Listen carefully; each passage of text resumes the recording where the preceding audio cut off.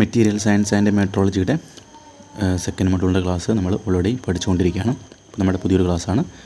ഇപ്പോൾ നമ്മൾ കഴിഞ്ഞ ക്ലാസ്സുകളിലായിട്ട് നമ്മുടെ ഡിസ്ട്രക്റ്റീവ് ടെസ്റ്റിനെ കുറിച്ചും അതുപോലെ തന്നെ NDT അഥവാ നോൺ ഡിസ്ട്രക്റ്റീവ് ടെസ്റ്റിനെ കുറിച്ചും നമ്മൾ പഠിച്ചിട്ടുണ്ടായിരുന്നു. ഇത് നമ്മൾ അവസാനം പറഞ്ഞു നിർത്തിയിട്ടുണ്ടായിരിക്കാം LPT അഥവാ ലിക്വിഡ് പെനിട്രൻ്റ് ടെസ്റ്റിനെ കുറിച്ചാണ്. നമുക്ക് ഇന്നത്തെ ക്ലാസ്സിൽ നമ്മൾ നോക്കാൻ പോകുന്നത് അൾട്രാസോണിക് ഇൻസ്പെക്ഷനെ കുറിച്ചും അതുപോലെ തന്നെ റേഡിയോഗ്രഫിനെ കുറിച്ചുമാണ്. Okay,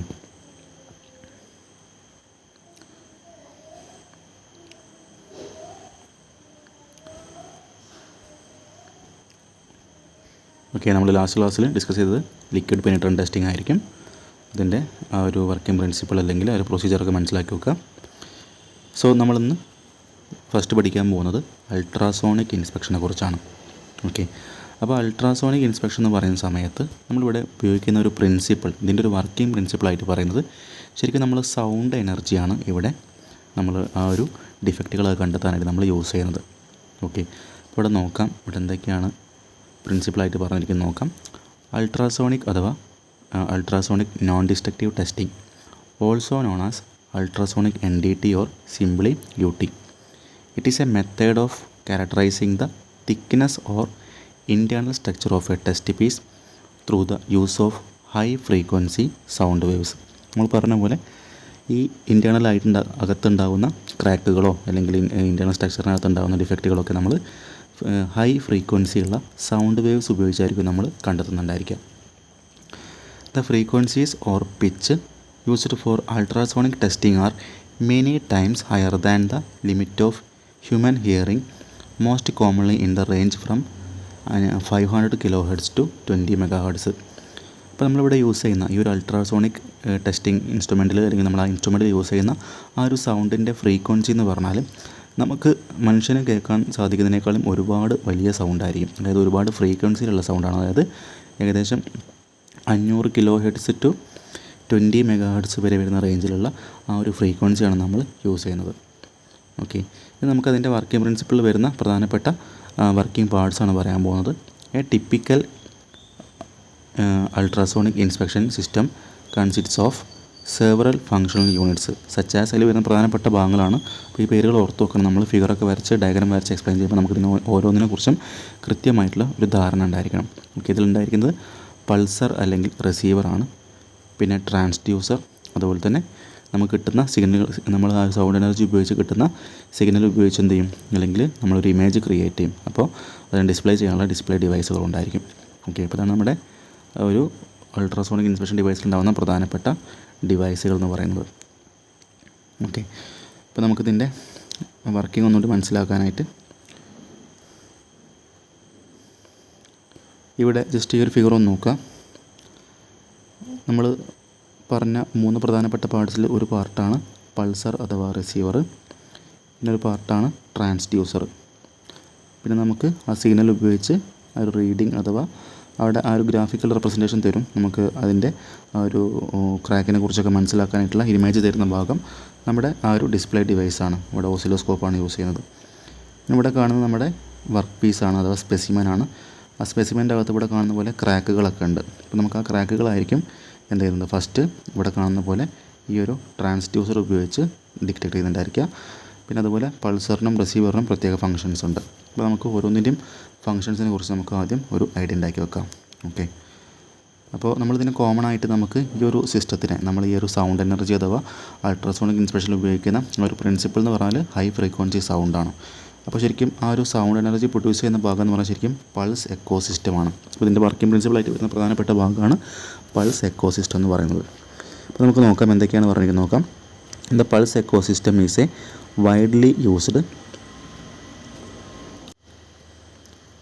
non-destructive testing technique primarily employed in ultrasonic testing to detect internal flaws and measure thickness in materials. ഇവിടെ പറഞ്ഞിരിക്കുന്നത് എന്താണെന്ന് വെച്ചാൽ നമ്മുടെ മെറ്റീരിയൽസിൻ്റെ ഒക്കെ തിക്നെസ് മെഷർ ചെയ്യാനും അതുപോലെ നേരത്തെ പറഞ്ഞ പോലെ ഇൻറ്റേർണലായിട്ട് ഉണ്ടാകുന്ന ഡിഫക്റ്റുകൾ അതായത് ഇൻറ്റേർണൽ ഫ്ലോസ് ഒക്കെ നമുക്ക് ഡിറ്റക്റ്റ് ചെയ്യാനാണ് നമ്മൾ ഈ ഒരു അൾട്രാസോണിക് ടെസ്റ്റ് നമ്മൾ യൂസ് ചെയ്യുക. ഓക്കെ, അപ്പോൾ ആ ഒരു അൾട്രാസോണിക് ടെസ്റ്റിംഗ് മെഷീനിൽ ഉണ്ടാകുന്ന പ്രധാനപ്പെട്ട വർക്കിംഗ് പ്രിൻസിപ്പിളായിട്ട് വരുന്ന നമ്മുടെ ഈ ഒരു പൾസ് എക്കോ സിസ്റ്റമാണ്. Okay, it operates on the principle of sending A short pulse of high frequency sound waves into a material and analyzing the time and amplitude of the reflected echoes. അതായത് ഈ ഒരു working principle എന്താ പറയുന്നത്, ശരിക്കും നമ്മൾ high ഫ്രീക്വൻസിയിലുള്ള ഒരു short pulse എന്ത് ചെയ്യും, നമ്മുടെ സ്പെസിമെൻ്റെ മേലേക്ക് അല്ലെങ്കിൽ വർക്ക് പീസിൻ്റെ മേലേക്ക് ട്രാൻസ്ഫർ ചെയ്യും. അപ്പോൾ ഉണ്ടാവുന്ന ആ ഒരു വേവ്സ്, സൗണ്ട് വേവ്സ് ഉണ്ട് into a material and analysing the time and amplitude of the reflected echoes. അതായത് നമ്മൾ അങ്ങോട്ട് ഇൻപുട്ടായിട്ട് നമ്മൾ അല്ലെങ്കിൽ സ്പെസിമെൻ്റെ മേലേക്ക് നമ്മൾ ആ സൗണ്ട് ട്രാവൽ ചെയ്യിച്ചു. ശേഷം അവിടെ ഉണ്ടാകുന്ന തിരിച്ച് ആ സൗണ്ട് റിഫ്ലക്റ്റ് ചെയ്യുന്ന ടൈമും അതിൻ്റെ ആംപ്ലിറ്റ്യൂഡും വെച്ചിട്ടായിരിക്കും നമ്മൾ എന്ത് ചെയ്യുന്നത്, ആ ഒരു അതിനകത്തുണ്ടാകുന്ന ഡിഫക്റ്റിനെ കുറിച്ചൊക്കെ നമ്മൾ മനസ്സിലാക്കുന്നത്, അല്ലെങ്കിൽ ആ ഒരു ഡിഫക്റ്റിനെ കുറിച്ചുള്ള ഇമേജ് ക്രിയേറ്റ് ചെയ്യുന്നത്. അപ്പോൾ ആ ഒരു സിസ്റ്റമാണ് ശരിക്കും പൾസ് എക്കോ സിസ്റ്റം എന്ന് പറഞ്ഞാൽ. Okay. The core idea is the reflection of sound waves at an interface between two different materials or media. അതായത് ശരിക്കും ഇതിൻ്റെ ഒരു കോർ ഐഡിയ അല്ലെങ്കിൽ കോർ പ്രിൻസിപ്പിൾ എന്താണ്, ശരിക്കും റിഫ്ലക്ഷൻ ഓഫ് സൗണ്ട് വേവ്സ് ആണല്ലേ. നമ്മൾ അങ്ങോട്ട് ട്രാൻസ്ഫർ ചെയ്യുന്ന സൗണ്ട് വേവ്സ് എത്രത്തോളം സ്പീഡിലാണ് അല്ലെങ്കിൽ എത്രത്തോളം വേവ് ലെങ്ത്തിലാണ് തിരിച്ച് റിഫ്ലക്റ്റ് ചെയ്യുന്നത്, അതനുസരിച്ചായിരിക്കും നമ്മൾ അവിടെ എന്ത് ചെയ്യുക, അവിടുത്തെ ക്രാക്കിനെ കുറിച്ചൊക്കെ നമ്മൾ മനസ്സിലാക്കേണ്ടതാകും, അല്ലെങ്കിൽ അവിടുത്തെ ആ ഒരു ഇമേജ് ക്രിയേറ്റ് ചെയ്യുന്നുണ്ടായിരിക്കും. ഓക്കെ. അതുപോലെ നമുക്കിനി നമ്മൾ നേരത്തെ പറഞ്ഞ പോലെ ഇവിടെ പറയുന്നുണ്ട്, a typical pulse echo system consists of several functional units. നമുക്കറിയാം പൾസർ അല്ലെങ്കിൽ റിസീവർ ഉണ്ട്. ഓക്കെ. അതുപോലെ നമ്മുടെ ട്രാൻസ്ഡ്യൂസർ ഉണ്ട്, പിന്നെ ട്രാൻസ്മിറ്റർ ഉണ്ട്, പിന്നെ റിസീവർ ഉണ്ട്, പിന്നെ കപ്ലൻ്റ്, ഡിസ്പ്ലേ യൂണിറ്റ്. ഇപ്പോൾ നമുക്കിനി ഓരോന്നിനും ഫംഗ്ഷൻസ് നമുക്ക് മനസ്സിലാക്കാം. നിങ്ങൾ എക്സാം പോയിൻ്റ് ഓഫ് വ്യൂലൊക്കെ ഫംഗ്ഷൻസ് പഠിച്ചിട്ട് എന്ത് ചെയ്യണം, ആ ഫംഗ്ഷൻസ് ആയിരിക്കണം നിങ്ങൾ 1 by 1 ആയിട്ട് അതിൻ്റെ വർക്കിംഗ് പ്രിൻസിപ്പിളായിട്ട് പറഞ്ഞ് എഴുതേണ്ടി വരും. ഓക്കെ. ഫസ്റ്റ് വരുന്നത് നമ്മുടെ പൾസർ അഥവാ റിസീവറാണ്. അപ്പോൾ നമുക്ക് എന്ത് ചെയ്യാം, ബ്രാക്കറ്റിൽ കൊടുത്തിരിക്കുന്നത് ഫ്ലോ ഡിറ്റക്ടറാണ്. ഓക്കെ. അതായത് the electronic unit that generates a high voltage electrical pulse.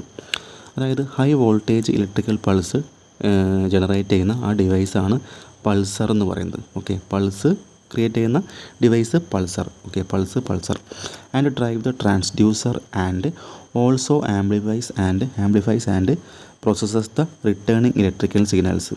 Okay. അപ്പോൾ നമ്മൾ ആ ഹൈ ഫ്രീക്വൻസിയിലുള്ള സൗണ്ട് വേവ്സ് നമ്മൾ പുറപ്പെടുവിക്കും. ശേഷം നമ്മൾ സ്പെസിമെൻ്റെ മേലേക്ക് അതിനെ ട്രാൻസ്ഫർ ചെയ്യും. ശേഷം എന്ത് ചെയ്യും, അത് തിരിച്ച് റിട്ടേൺ ചെയ്യും, ഇലക്ട്രിക്കൽ സിഗ്നലായിട്ട് റിട്ടേൺ ചെയ്യും, അല്ലെങ്കിൽ എക്കോ ആയിട്ട് റിട്ടേൺ ചെയ്യും. ഓക്കെ. ഇനി നമുക്ക് ട്രാൻസ്ഡ്യൂസറിൻ്റെ ഫംഗ്ഷൻ നോക്കാം. The critical component typically made of a piezoelectric material which performs 2 roles. ഇപ്പോൾ ട്രാൻസ്ഡ്യൂസർ എന്ന് പറഞ്ഞാൽ അത് ഉണ്ടാക്കിയുള്ള മെറ്റീരിയൽ പീസോ ഇലക്ട്രിക് മെറ്റീരിയൽ കൊണ്ടായിരിക്കും ഉണ്ടാക്കിയിട്ടുണ്ടായിരിക്കുക. അതിന് 2 ഫംഗ്ഷൻസാണ് പ്രധാനമായിട്ടും ഉള്ളത്. അതായത് ഒരു ഫംഗ്ഷൻ എന്ന് പറഞ്ഞാൽ ട്രാൻസ്മിറ്റിങ്ങും, രണ്ടാമത്തെ ഫംഗ്ഷൻ റിസീവിങ്ങും ആണ്. അതായത് ട്രാൻസ്മിറ്ററായിട്ടും റിസീവറായിട്ടും വർക്ക് ചെയ്യുന്നത് ഈ ട്രാൻസ്ഡ്യൂസറാണ്. അതായത് ട്രാൻസ്മിറ്റർ എന്ന് പറഞ്ഞാൽ converts the electrical pulse from the pulser into a high frequency mechanical sound wave. Okay. അതായത് നമ്മുടെ ആ ഒരു സിസ്റ്റം പ്രൊഡ്യൂസ് ചെയ്യുന്ന ഇലക്ട്രിക്കൽ പൾസ് എന്ത് ചെയ്യുന്നു, ഒരു high frequency mechanical sound wave ആയിട്ട് കൺവേർട്ട് ചെയ്യുന്നത് ഈ ഒരു ട്രാൻസ്മിറ്ററാണ്. ഈ റിസീവറിൻ്റെ ഫംഗ്ഷൻ നോക്കുക. Converts the reflected mechanical sound wave back into a measurable electrical signal. അതായത് റിഫ്ലക്റ്റ് ചെയ്യുന്ന ആ മെക്കാനിക്കൽ സൗണ്ട് വേവ് അഥവാ ആ എക്കോ, റിഫ്ലക്റ്റ് ചെയ്യുന്ന എക്കോ എന്ത് ചെയ്യണം, തിരിച്ച് ഇലക്ട്രിക്കൽ സിഗ്നലായിട്ട് കൺവേർട്ട് ചെയ്യുന്ന ഭാഗമാണ് റിസീവർ എന്ന് പറഞ്ഞാൽ. ഓക്കെ. അപ്പോൾ ട്രാൻസ്മിറ്ററും റിസീവറും ഉണ്ട്. ട്രാൻസ്മിറ്റർ എന്ന് പറഞ്ഞാൽ ട്രാൻസ്ഡ്യൂസറിൻ്റെ 2 ഫംഗ്ഷൻസാണ് ട്രാൻസ്മിറ്റിങ്ങും റിസീവിങ്ങും. ട്രാൻസ്മിറ്റർ എന്ന് പറഞ്ഞാൽ എന്താണ്, ഇലക്ട്രിക്കൽ പൾസിനെ എന്ത് ചെയ്യണം, high frequency sound mechanical sound wave ആക്കി മാറ്റും. ആ മെക്കാനിക്കൽ സൗണ്ട് വേവ് നമ്മുടെ സ്പെസിമെൻ്റെ മേലേക്ക് നമ്മൾ ട്രാൻസ്ഫർ ചെയ്യും അല്ലെങ്കിൽ ഇൻജെക്റ്റ് ചെയ്യും. ശേഷം എന്ത് ചെയ്യും, തിരിച്ച് നമുക്ക് റിഫ്ലക്റ്റഡ് എക്കോസ് അല്ലെങ്കിൽ റിഫ്ലക്റ്റഡ് മെക്കാനിക്കൽ സൗണ്ട് കിട്ടും. ആ മെക്കാനിക്കൽ സൗണ്ടിനെ തിരിച്ച് നമുക്ക് മെഷർ ചെയ്യാൻ പറ്റുന്ന ഇലക്ട്രിക്കൽ സിഗ്നൽ ആക്കി മാറ്റുന്ന ആളാണ് റിസീവർ. ഓക്കെ. അപ്പോൾ ട്രാൻസ്ഡ്യൂസർ എന്ന് പറഞ്ഞാൽ 2 ഫംഗ്ഷൻ ചെയ്യുന്നു, ട്രാൻസ്മിറ്ററായിട്ടും റിസീവറായിട്ടും വർക്ക് ചെയ്യുന്നു. ഓക്കെ. ഇനി ഇടയ്ക്ക് ഒരു കപ്ലൻ്റ് വരുന്നുണ്ട്, നോക്കാം. A thin layer of liquid like gel, oil or water placed between the transducer and test surface. നമ്മുടെ ട്രാൻസ്ഡ്യൂസറിൻ്റെയും നമ്മുടെ ടെസ്റ്റ് സർഫസ് അതായത് വർക്ക് പീസ് അഥവാ സ്പെസിമെൻ്റെയും ഇടയ്ക്ക് നമ്മളൊരു ലിങ്കായിട്ട് നമ്മൾ എന്ത് ചെയ്യും, ഒരു thin layer of liquid layer അഥവാ ജെല്ലായിട്ടോ ഓയിലായിട്ടോ വാട്ടറായിട്ട് നമ്മൾ എന്ത് ചെയ്യും, അവിടെ കൊടുക്കുന്ന ഭാഗമാണ് നമ്മുടെ കപ്ലൻ്റ് എന്ന് പറയുന്നത്. It is essential to ensure efficient transfer of ultrasonic energy as air is a very poor medium for sound transmission from the probe into the material. അതായത് എയർ ഒരു പുവർ മീഡിയം ഓഫ് സൗണ്ട് ട്രാൻസ്മിഷനാണ്. So നമ്മൾ എന്ത് ചെയ്യും, ഇവിടെ കപ്ലൻ്റായിട്ട് നമ്മൾ gel ഓയിലൊക്കെ നമ്മൾ സാധാരണയായിട്ട് യൂസ് ചെയ്യാറുണ്ട്. ഓക്കെ, ലാസ്റ്റ് വണ്ണാണ് നമ്മുടെ ഡിസ്പ്ലേ യൂണിറ്റ്. ഇപ്പോൾ ഇവിടെ സ്ക്രീൻ അല്ലെങ്കിൽ ഓസിലോസ്കോപ്പാണ്. അത് നമുക്കറിയാം displays the received electrical signals. നമുക്ക് തിരിച്ച് കിട്ടിയുള്ള ഇലക്ട്രിക്കൽ സിഗ്നൽസ് എന്ത് ചെയ്യും, നമുക്ക് എക്കോ രൂപത്തിൽ നമുക്ക് സൗണ്ട് കിട്ടിയിട്ടുണ്ടായിരിക്കും. അതിന് നമ്മൾ തിരിച്ച് ഇലക്ട്രിക്കൽ സിഗ്നലാക്കി മാറ്റിയിട്ടുണ്ടായിരിക്കും. അതിനെ നമ്മൾ ഡിസ്പ്ലേ ചെയ്യിക്കാനുള്ള ഡിവൈസാണ് നമ്മുടെ ഡിസ്പ്ലേ യൂണിറ്റ് അഥവാ ഓസിലോസ്കോപ്പ് എന്ന് പറഞ്ഞാൽ. ഓക്കെ, അപ്പോൾ അത്രയാണ് ശരിക്കും നമ്മുടെ ആ ഒരു പൾസ് എക്കോസിസ്റ്റം അഥവാ അൾട്രാസോണിക് ടെസ്റ്റിങ്ങിൻ്റെ വർക്കിംഗ് പ്രിൻസിപ്പിളായിട്ട് മനസ്സിലാക്കേണ്ടത്. ഓക്കെ, അപ്പോൾ കൃത്യമായിട്ട് കാര്യങ്ങൾ മനസ്സിലാക്കുക, അതിൻ്റെ വർക്കിംഗ് പ്രിൻസിപ്പിൾ മനസ്സിലാക്കുക, പിന്നെ ഫിഗറൊന്ന് വരയ്ക്കാൻ പഠിച്ചാൽ മതി, ഡയഗ്രാം വരയ്ക്കാൻ പഠിക്കുക. ശേഷം എന്ത് ചെയ്യാം, അതിൻ്റെ ഓരോ പാർട്സിൻ്റെയും വർക്കിംഗ് മനസ്സിലാക്കി വെക്കാം. ഇനി ഇവിടെ അൾട്രാസോണിക് ടെസ്റ്റിങ്ങിൻ്റെ അഡ്വാൻറ്റേജസ് ഒക്കെ പറയുന്നുണ്ട്. സൈസ് ആൻഡ് ഡെപ്ത് ഇൻഫർമേഷൻ, അതുപോലെ ഓൺ സ്ട്രീം ഇൻസ്പെക്ഷൻ, നമുക്ക് സ്പീഡിലൊക്കെ പെട്ടെന്ന് നമുക്ക് ഇൻസ്പെക്ട് ചെയ്യാൻ പറ്റും. പിന്നെ ലോ കോസ്റ്റാണ്, ചിലവ് കുറവായിരിക്കും. Useful for testing metals, non metals, ceramics ആയാലും മെറ്റൽസ് ആയാലും നോൺ മെറ്റൽസ് ആയാലും നമുക്ക് ടെസ്റ്റ് ചെയ്യാൻ എളുപ്പമായിരിക്കും. അതുപോലെ യൂസ്ഡ് ഫോർ കണ്ടീഷൻ മോണിറ്ററിങ്, അപ്പോൾ നമുക്ക് കണ്ടീഷൻ മോണിറ്ററിങ്ങിനും നമുക്ക് എന്താണ് അത് യൂസ്ഫുൾ ആണ്. ആപ്ലിക്കേഷൻസ് വരുന്നത് in service inspection for preventive maintenance. Okay, preventive maintenance നമുക്ക് യൂസ് ചെയ്യാൻ പറ്റും ഇൻസ്പെക്ഷനായിട്ട്. അതുപോലെ to inspect bonds produced by welding, അപ്പോൾ നമ്മൾ വെൽഡിങ് ഉപയോഗിച്ചും ബ്രേസിങ് ഉപയോഗിച്ചും സോൾഡറിങ് ഉപയോഗിച്ചും അതുപോലെ അഡ്ഹസീവ് ബോണ്ടിങ് ഉപയോഗിച്ച് നമ്മൾ സാധാരണ ബോണ്ടുകൾ അല്ലെങ്കിൽ ജോയിൻറ്റ്സ് ക്രിയേറ്റ് ചെയ്യാറുണ്ട്. അതിൻ്റെയൊക്കെ ഇൻസ്പെക്ഷൻ നമുക്ക് ഈ ഒരു അൾട്രാസോണിക് ടെസ്റ്റിംഗ് നമുക്ക് ഉപയോഗിക്കാൻ പറ്റും. അതുപോലെ to identify internal flaws in products, എന്ത് ചെയ്യുക, പ്രൊഡക്ട്സിൻ്റെ അകത്തുള്ള ഇൻറ്റേർണൽ ആയിട്ടുണ്ടാകുന്ന ക്രാക്കുകളോ ഫ്ലോസൊക്കെ നമുക്ക് ഡിറ്റക്ട് ചെയ്യാൻ പറ്റും. To inspect archaeological structures and monuments, അല്ലേ, അപ്പോൾ പഴയ ആർക്കിയോളജിക്കൽ നമുക്ക് ആർക്കിയോളജിക്കൽ സ്ട്രക്ചേഴ്സ് മോണുമെൻറ്റ്സ് ഒക്കെ നമുക്ക് എന്ത് ചെയ്യാം, ഇത് ഉപയോഗിച്ച് അൾട്രാസോണിക് ടെസ്റ്റിംഗ് ഉപയോഗിച്ച് നമുക്ക് ഇൻസ്പെക്ട് ചെയ്യാൻ പറ്റും. അതൊക്കെ നമ്മുടെ അൾട്രാസോണിക്കിൻ്റെ ആപ്ലിക്കേഷൻസും ഇത് അഡ്വാൻറ്റേജസാണ്. അപ്പോൾ നമുക്ക് എക്സാം പോയിൻ്റ് ഓഫ് വ്യൂ ചിലപ്പം 7 മാർക്കിനോ അല്ലെങ്കിൽ 3 മാർക്കിനൊക്കെ ചോദിക്കാറുണ്ട്. അപ്പോൾ നമുക്ക് അഡ്വാൻറ്റേജസ് ചോദിച്ചാലും നമുക്ക് പോയിൻറ്റ്സ് ഒക്കെ അറിയണം, അതുപോലെ ആപ്ലിക്കേഷൻ ചോദിച്ചാലും നമുക്ക് പോയിൻറ്റ്സ് അറിയണം. ഓക്കെ, അപ്പോൾ നിങ്ങൾ ആ രീതിയിൽ ആ ഒരു ടോപ്പിക്ക് പഠിച്ചു വെക്കാം. ഓക്കെ,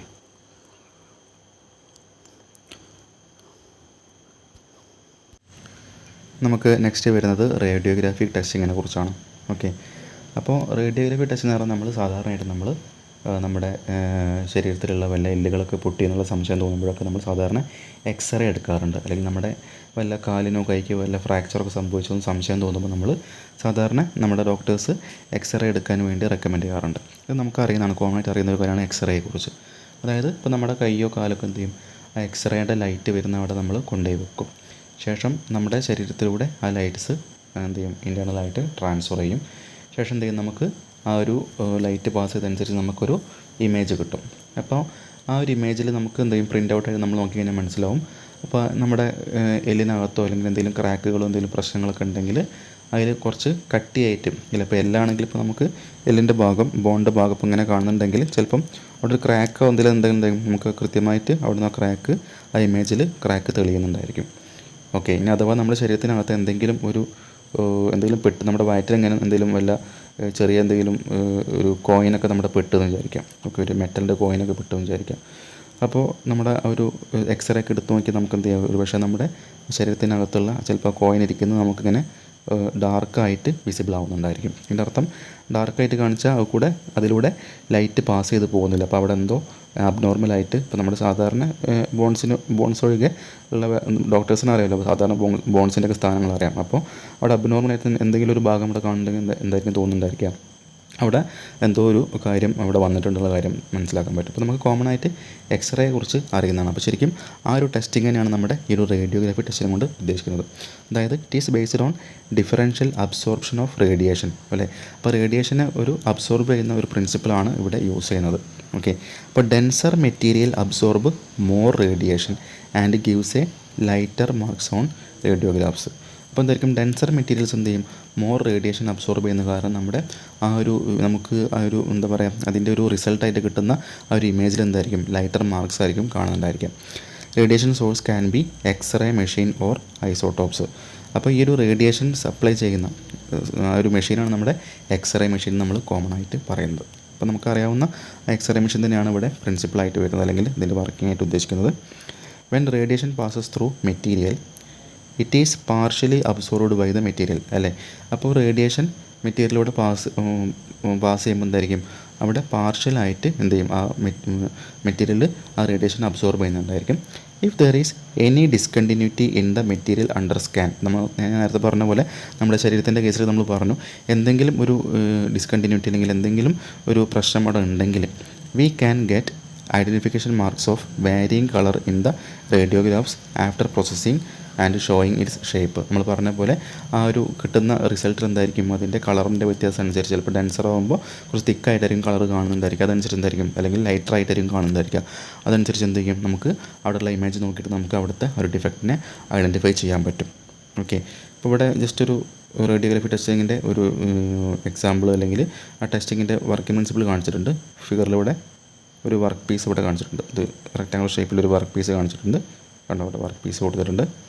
അപ്പോൾ ആ വർക്ക് പീസിൻ്റെ അകത്തൊരു ഡിഫക്റ്റ് കണ്ടോ, ഇവിടെ ചെറിയൊരു ഡിഫക്റ്റ് ഉണ്ട്. ഇനി എന്ത് ചെയ്യാണ്, നമ്മൾ ആ ഒരു റേഡിയേഷൻ സോഴ്സ് ആയിട്ടുള്ള എക്സ്റേ മെഷീനിൽ എന്ത് ചെയ്യാണ്, നമ്മൾ ലൈറ്റ്സ് അതിൻ്റെ മേലേക്ക് സപ്ലൈ ചെയ്യും. ലൈറ്റ്സ് നമ്മൾ സപ്ലൈ ചെയ്യും. അപ്പോൾ എന്തായിരിക്കും, നമുക്കൊരു ഇമേജ് കിട്ടും. ക്രാക്കുള്ള ഭാഗത്ത് നമ്മൾ ചെയ്യുമ്പോൾ എന്തായിരിക്കും, നമ്മൾ സാധാരണ ഇതിൽ ക്രാക്ക് എവിടെയാണ് സംശയം, ചിലപ്പോൾ മൊത്തം ടെസ്റ്റ് ചെയ്യും, അല്ലെങ്കിൽ എന്തായിരിക്കും ക്രാക്ക് വന്ന ഭാഗം മാത്രമേ ചെക്ക് ചെയ്യുന്നുണ്ടായിരിക്കുക. അപ്പോൾ നമ്മൾ ആ ഒരു സ്പോട്ടിലൂടെ നമ്മൾ ലൈറ്റ് പാസ് ചെയ്യുമ്പോഴത്തേക്കും നമുക്കിവിടെ ഇമേജ് ഓഫ് ഡിഫക്റ്റ് അല്ലെങ്കിൽ നമുക്ക് റിസൾട്ടായി ഇവിടെ ഒരു ഇമേജ് കിട്ടിയിട്ടുണ്ട്. അപ്പോൾ ഞാൻ നേരത്തെ പറഞ്ഞ പോലെ എന്താണ്, ഇവിടെ കണ്ടോ, ഇവിടെ ഒരു ക്രാക്കുള്ള കാരണം അതിലൂടെ ലൈറ്റ് പാസ് ചെയ്യുന്നില്ല. സോ എന്ത് അവിടെ തിക്കായിട്ട് ആ ഒരു ഇമേജിൽ വന്നിട്ടുണ്ട്. അപ്പോൾ നമുക്ക് എന്ത് ചെയ്യാൻ പറ്റും, ആ ഒരു ഇമേജ് നോക്കിയിട്ട് ആ ഒരു മെറ്റീരിയലിൻ്റെ അല്ലെങ്കിൽ വർക്ക് പീസിൻ്റെ അല്ലെങ്കിൽ സ്പെസിമെൻ്റെ ക്രാക്ക് അല്ലെങ്കിൽ ഡിഫക്റ്റ് നമുക്ക് മനസ്സിലാക്കാൻ പറ്റും. ഓക്കെ, ഇതാണ് നമ്മുടെ ആ ഒരു റേഡിയോഗ്രാഫി ടെസ്റ്റിങ്ങിൻ്റെ ആ ഒരു വർക്കിംഗ് പ്രിൻസിപ്പിളായിട്ട് നിങ്ങൾ മനസ്സിലാക്കേണ്ടത്. വേണമെങ്കിൽ നിങ്ങൾ ഈ ഒരു ഫിഗറും കൂടി റെഫർ ചെയ്യുക. വേണമെങ്കിൽ ഇതൊന്ന് നമ്മൾ പറഞ്ഞ കാര്യം തന്നെയാണ് ഈ സെൻറ്റൻസിലൊക്കെ പറയുന്നത്, പ്രത്യേകിച്ച് അഡീഷണൽ ആയിട്ടൊന്നുമില്ല. ഓക്കെ, അപ്പോൾ നമ്മുടെ ആ ഒരു NDTയും അതുപോലെ തന്നെ DT അഥവാ ഡിസ്ട്രക്റ്റീവ് ടെസ്റ്റിങ്ങിലും വരുന്ന പ്രധാനപ്പെട്ട എല്ലാം നമ്മൾ ഡിസ്കസ് ചെയ്തിട്ടുണ്ട്. ഓക്കെ, നമുക്കിനി ഈ ഒരു മോഡ്യൂളിൽ പഠിക്കാനുള്ളത് ഹീറ്റ് ട്രീറ്റ്മെൻറ്റിനെ കുറിച്ചാണ്. അതിൽ നമുക്ക് ഒരു 4 ടൈപ്പ് പഠിക്കാനുണ്ട്: അനീലിങ്ങും, നോർമലൈസിങ്ങും, ഹാർഡനിങ്ങും, ടെമ്പറിങ്ങും. ഓക്കെ, അപ്പോൾ അതിനെക്കുറിച്ചും ശേഷം ആ ഒരു ഹീറ്റ് ട്രീറ്റ്മെൻറ്റ് കഴിഞ്ഞാൽ പിന്നെ പഠിക്കാനുള്ളത് നമുക്ക് ഈ ഒരു കേസ് ഹാർഡനിങ് പ്രോസസ്സുകളാണ്. ഓക്കെ, അതിലും ഒരു 3 പ്രോസസ്സുകൾ വരുന്നുണ്ട് കേസ് ഹാർഡനിങ്ങിൽ. ആദ്യം എന്താണ് കേസ് ഹാർഡനിങ് എന്ന് മനസ്സിലാക്കണം.